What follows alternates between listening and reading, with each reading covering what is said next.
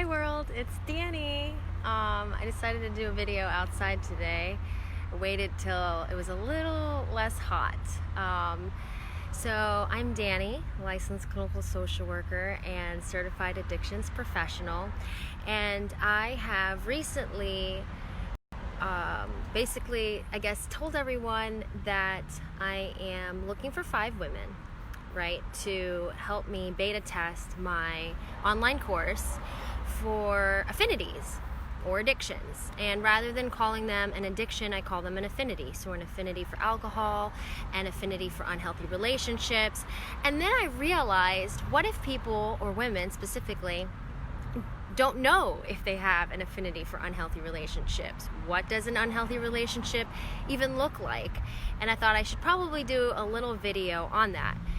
So an affinity for unhealthy relationships, by the way, I want to acknowledge the women who are watching this who have reached out to me and sent me messages. I've had some amazing women contact me already, expressing an interest in the online course, and a few of them also mentioned unhealthy relationships, which I think is the other reason why I decided to do this Facebook Live video.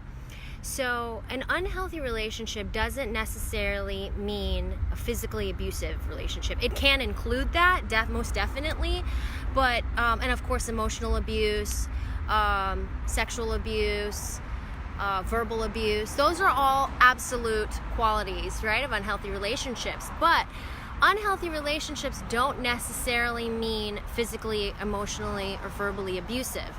So for example, and by the way, an unhealthy relationship also doesn't necessarily have to be with a significant other.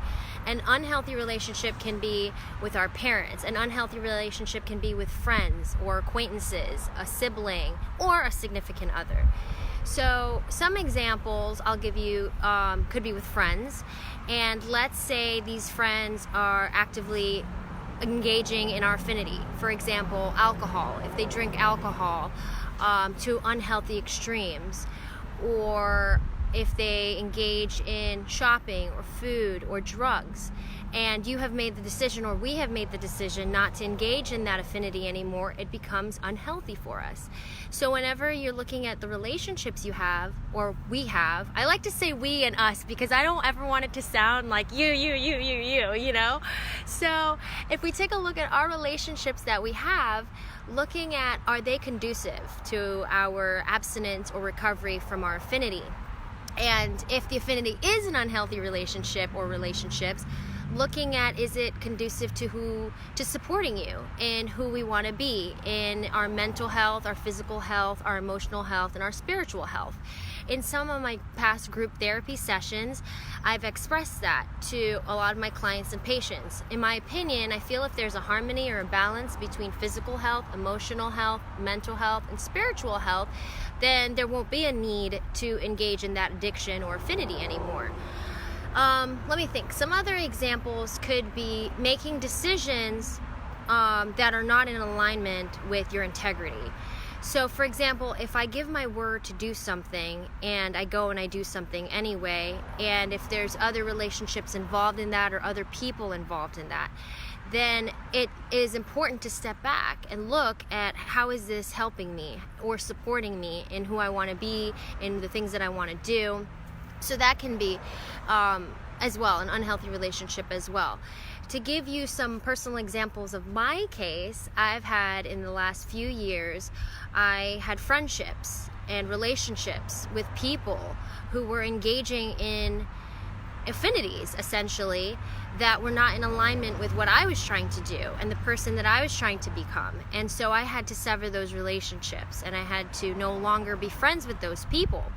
And it was not easy, and it's never easy, I don't think anyway, to cut those relationships off, because it's hurtful, it upsets people, it's just not, it's not a good feeling. It's not easy to pull yourself away, or it wasn't easy for me to pull myself away from people that were actively using and actively engaging in affinities, or drugs, I should say.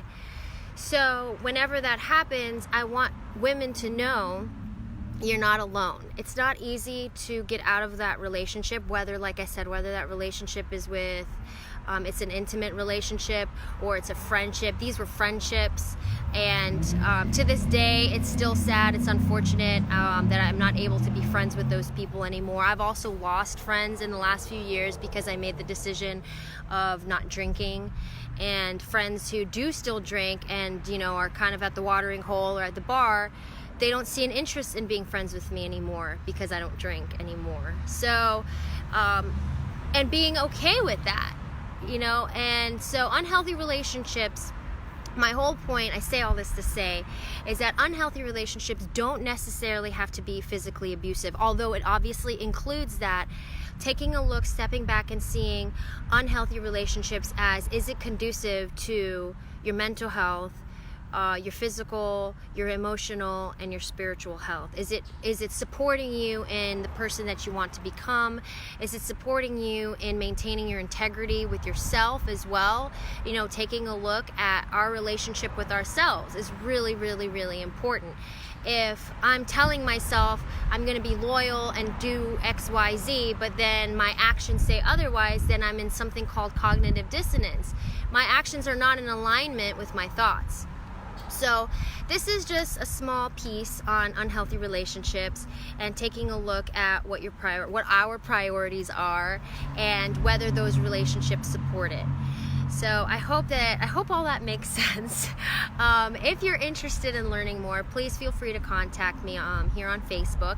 And also, as I've been mentioning, I mentioned earlier when I started the video, and if you're on my Affinity page and you scroll down a little bit, and you'll see the previous video to this one, I am looking for 5 women to beta test my Freedom from Affinity's course, my online course. It's 6 videos. It ranges between a half hour to 50 minutes therapy sessions, and it has journal, inner work, affirmations, and homework. And I'm looking for 5 women to beta test that course out for me. I have gone through it as far as the function of it on the website, but when your eyes are constantly familiar with a website, it's hard to catch mistakes, it's hard to catch the flow of it. So I'm looking for 5 women to beta test it for me. And I realized here I am looking for women who have an affinity for unhealthy relationships, and I'm like, wait, how do they even know if they have unhealthy relationships? How do they even know if there's an affinity for it, right? So I figured I'd do a quick video on what exactly that looks like. And obviously, by the way, it ranges. You know, we're all human beings, we're all complex beings, and everyone is different. So what might be an unhealthy relationship for me might be a little different than an unhealthy relationship for you. For you, it might be with your parents. For me, it was with friends and with boyfriends or ex-boyfriends, or guys in general, you know, of even the idea of, oh, he makes me complete, rather than realizing I'm complete on my own. I'm an individual, I'm complete not by myself, but as an individual, as Dani, right? So that's also another thing too, of coming to terms that I love myself and that I am independent and I am my own being and I complete me, not another person. So that's also something I had to learn, as you know, in the context of unhealthy relationships. So I'm hoping all this makes sense. Like I said, if you have any questions, you can feel free to contact me here on Facebook. You can also send me an email, Dani, D-A-N-I, not D-A-N-N-Y, at affinitycarenow.com.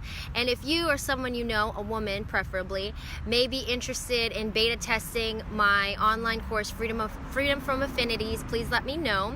And if you're wondering, if you just joined and you're wondering, well, what the heck is an affinity? So I created my business, Affinity Care, because there's such a stigma in our society of the word addiction, and it's kind of like to say, oh, you know, I'm addicted to I don't know, alcohol, or I'm addicted to food. It's just kind of like people just kind of cringe, you know? So rather than calling it an addiction, I call it an affinity. So an affinity for unhealthy relationships, an affinity for alcohol, an affinity for food, an affinity for shopping.